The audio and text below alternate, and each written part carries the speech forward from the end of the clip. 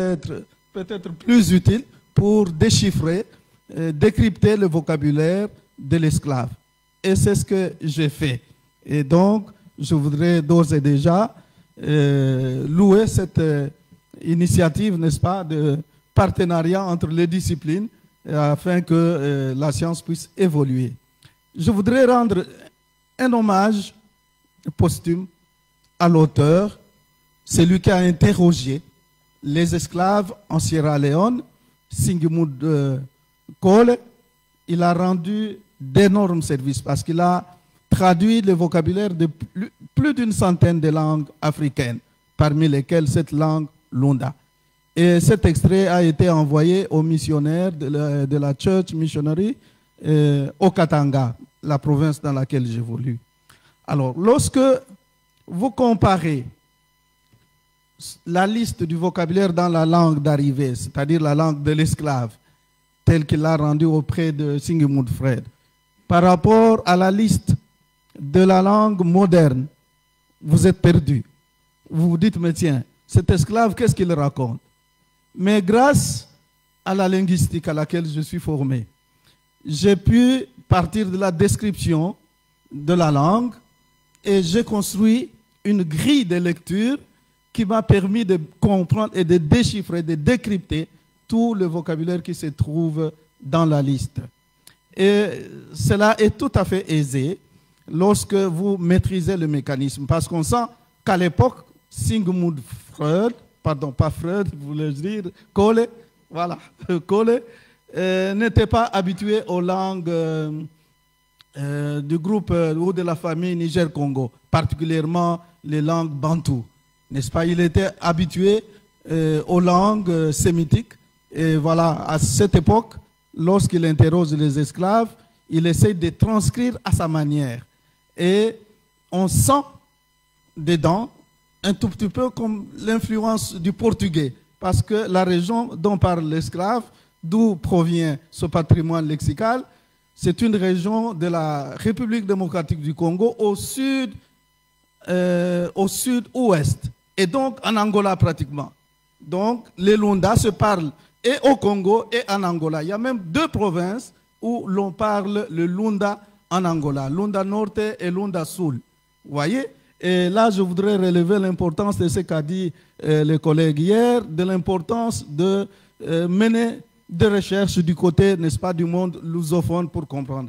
Et effectivement, j'ai éprouvé d'énormes difficultés pour l'interprétation de son témoignage quant à l'espace qu'il rappelle, son espace d'origine.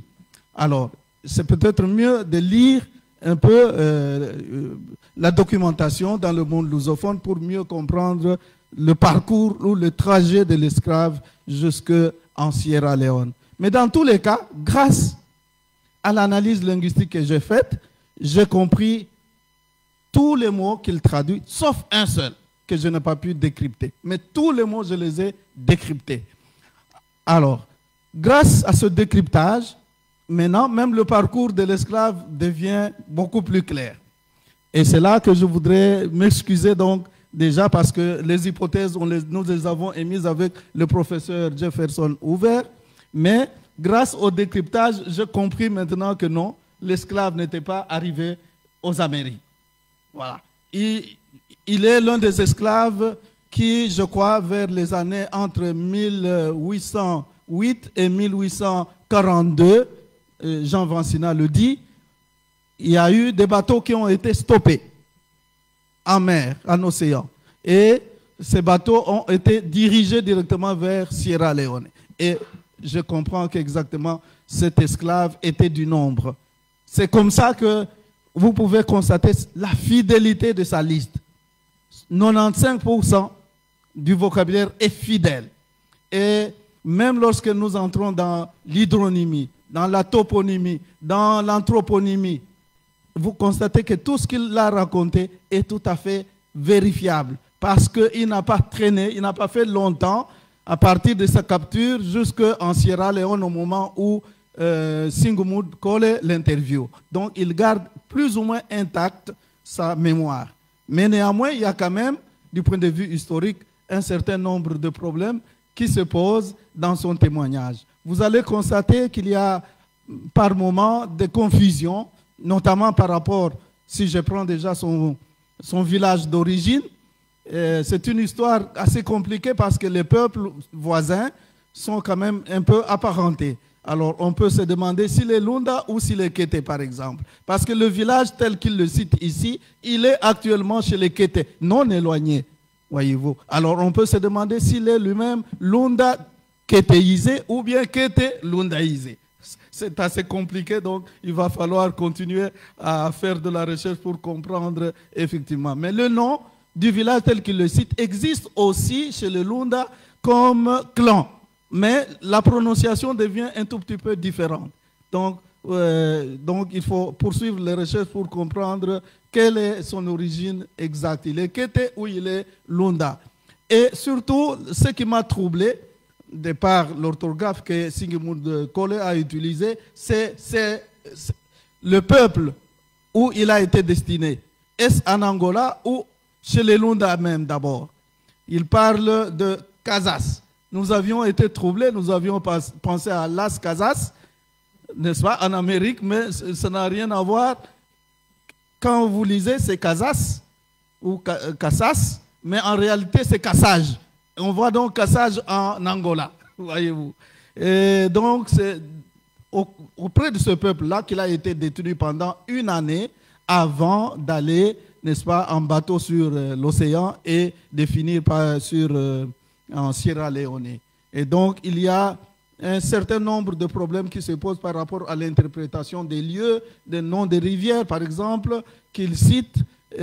Voilà, donc, il est possible, à partir de sources lusophones, de bien clarifier sa trajectoire, mais dans tous les cas, c'est clair, il est parti donc de la région nord Lunda et il s'est retrouvé en Angola. À partir de l'Angola, allant vers les Amériques, où il n'est pas arrivé, il a été débarqué en Sierra Leone. Beaucoup de questions se posent sur sa filiation maintenant. Que sont devenus ses enfants? Voilà. Et il était accompagné de 2 compatriotes. Qui sont-ils? Qui sont ses ravisseurs? On semble parler, les Lunda dont je parle, ont immigré vers l'Angola, vers l'océan, mais ont été pris en quelque sorte aussi comme personnes ressources pour rentrer et capturer les esclaves. On parle d'un certain Kikomba, on parle d'un certain Kafuchi, etc. Donc ce sont des Lunda d'origine et qui ont servi d'éclaireurs, n'est-ce pas, aux marchands, aux trafiquants d'esclaves, et qui sont rentrés et qui probablement auraient contribué à capturer l'esclave.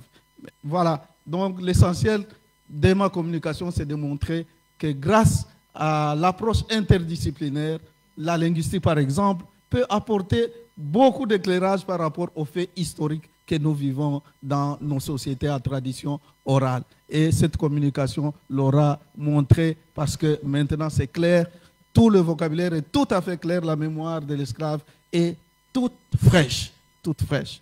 Merci de votre attention.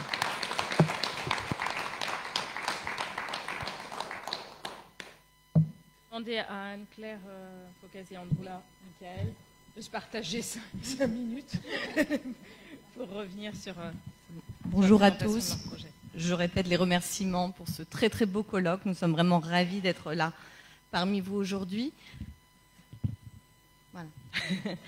Alors je voulais, donc merci beaucoup à vous également pour cette fidèle restitution de nos travaux. Donc c'est vrai que nous, on a plutôt voulu vous présenter un projet de recherche en cours.